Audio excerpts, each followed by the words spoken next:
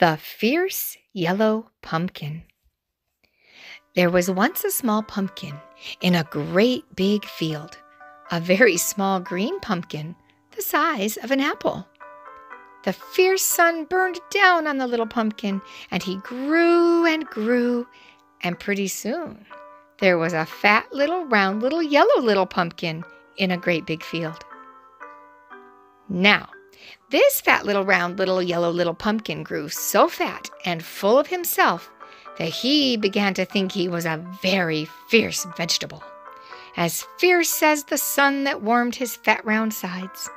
"Ho, ho, ho," he would say, "when I grow up, I will scare the field mice out of the field, like the scarecrow does."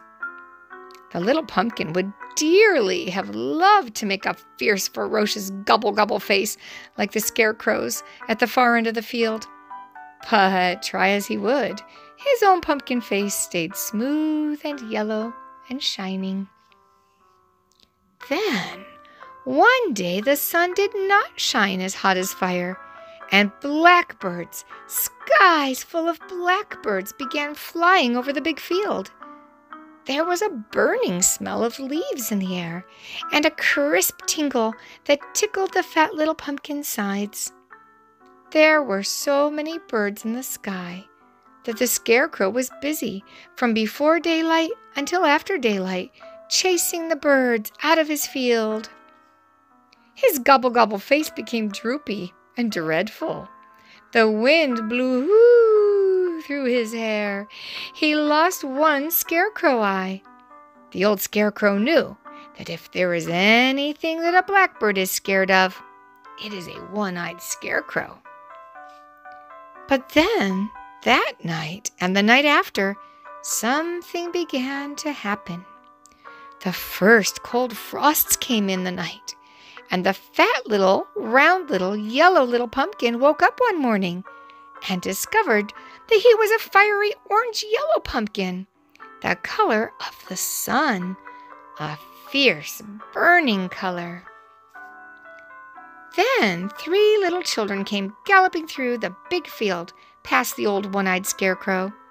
They ran right up to the fat little, round little, orange little pumpkin, and one little girl called out, "Here he is! Here is our terrible pumpkin!" So they cut the pumpkin's heavy stem with a little saw knife. Each taking turns, they carried the pumpkin home across the field to their house. The little pumpkin liked that. And then with a little saw knife, they hollowed him out all empty inside, sweet-smelling and clean as a whistle.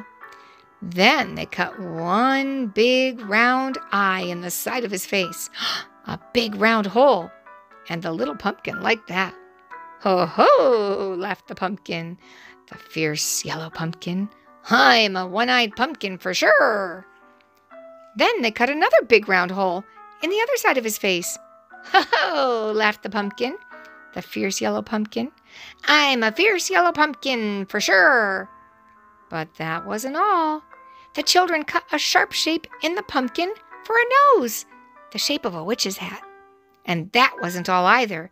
They took the little saw knife and they sawed zigzag up and zigzag down until the pumpkin had a whole mouth full of sharp zigzag teeth.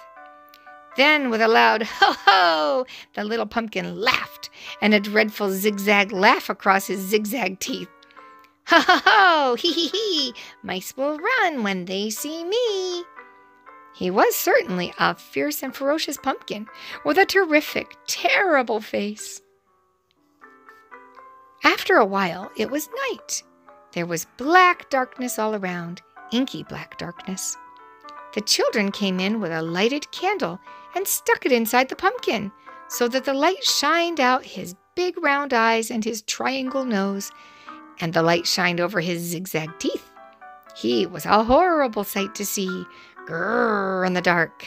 He grinned a zigzag grin there in the corner of the porch. Grrr!